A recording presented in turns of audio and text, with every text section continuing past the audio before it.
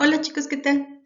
Para mí es un gusto saludarles, espero se encuentren muy bien y el video del día de hoy es para hablarles acerca del romanticismo. ¿Qué es el romanticismo? Tal vez te lo preguntaste cuando íbamos a iniciar la práctica de estos días y bueno, pues no sé qué habrá pasado por tu mente, no sé, tal vez podremos pensar en Goku y el gran amor que le tenía a Milk. O tal vez pensaste en esa persona que te gusta mucho y hace que llueva corazones en la cabeza. Pero, ¿qué crees?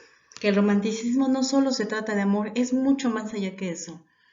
De hecho, es la época en que surgen los cuentos de terror en su gran apogeo. El gato negro, el cuervo, las grandes obras de Edgar Allan Poe. Esas obras que de un momento te hacen gritar de terror. Pero no solo eso, también hablamos de aventuras, de barcos, de playas, ambientes como lugares donde no solo se da el amor, sino que hay una persona que busca la libertad. Es la época, de hecho, en que se dan muchos movimientos como la independencia en México. Mm, pero también trata de aquellas personas que dan todo a cambio de nada. Hay muchas novelas inspiradas en ese acto de ayudar a los demás sin recibir nada a cambio. Vamos a hablar ahora de los valores y sentimientos. Y pues sí, el romanticismo también es amor, pero también tristeza. Podemos hablar de angustia, de libertad. Fue un movimiento en el que se dieron las independencias en los países latinoamericanos, precisamente por esa influencia de la búsqueda de la libertad, la nostalgia, que a veces confundimos nostalgia con tristeza, y aunque sí son sinónimos aproximados, pero no exactos, entonces sí hay un poquito de diferencia entre nostalgia y tristeza. El nostalgia, añoranza por lo pasado, y la tristeza, bueno, incluso en la época del romanticismo llegaban a caer en depresiones muy fuertes porque era una época llena de pasión, y cuando hablamos de pasión no hablamos de amor, hablamos de estos valores y sentimientos, pero en demasía, con exageración. Y tal vez te preguntes por qué puse esa imagen de fondo. Bueno, pues es que muchos conocemos la versión Disney del Jorobado de Notre Dame, y esta es una obra de Víctor Hugo. Víctor Hugo es uno de los autores románticos, pero a diferencia de la historia que nos cuenta Disney, en realidad la obra no termina feliz. Hay una exaltación del amor y de dar todo a cambio de nada por parte de los personajes. El soldado no fue tan bueno en la obra original, Esmeralda no termina bien y el jorobado pues menos. Entonces es una obra que valdría la pena leer para que sepas el verdadero final de Jorobado de Notre Dame. Vamos a iniciar con el contexto histórico. Y bueno, como podrán ustedes ver en la imagen, estamos hablando de una época de vestidos largos y amplios, donde los hombres usaban pelucas, para que se vayan ubicando más o menos. Seguramente han visto muchas películas de este tipo de contexto histórico. Y bueno, pues tenemos que el romanticismo es un movimiento artístico y literario. Eso ya ustedes lo habían investigado. Surge en la transición del siglo XVIII hacia el siglo XIX en Inglaterra, Alemania y Francia. Recordemos que Francia había pasado por una revolución. El romanticismo fue un grito de libertad política y creativa. Una nueva generación de jóvenes trató de encarnar los principios revolucionarios, introducirlos en la política, la literatura, la filosofía y el arte en la vida. Ujú. Es decir, en esta época fue la que inspiró a esos movimientos que les hablaba anteriormente, de las independencias y de esa búsqueda de la libertad, el amor a la patria, pero les decía también que era algo exagerado, algo que se daba de más, sin importar cualquier cosa. Es más, ¿quieren escuchar una melodía realmente romántica, pero romántica en todo su esplendor? Bueno, pues escúchenla.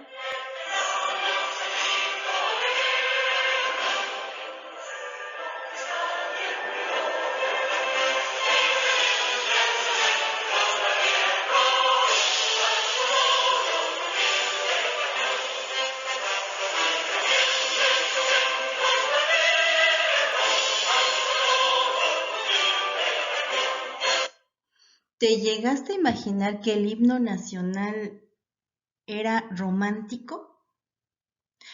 Después de que veamos todas las características, vas a pensar un poquito en el himno nacional y te vas a preguntar por qué es romántico.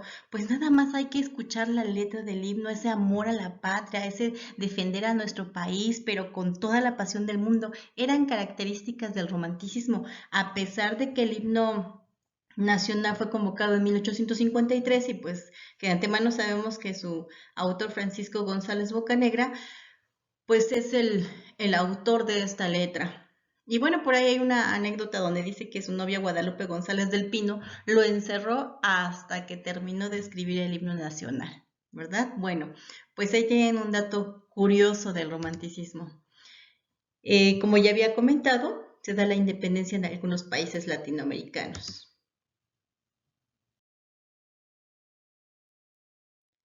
Vamos a hablar ahora de las características. Primero que nada, ellos tienen un profundo individualismo, eran algo egocéntricos, es decir, solo pensaban para sí mismos, a pesar de que pudiera parecer contradictorio. En sus novelas hablan de dar todo a cambio de nada, mucho amor, mucha bondad hacia el prójimo, pero pero los escritores eran egocentristas. En sus novelas sí se daba eso, pero ellos eran algo egocéntricos.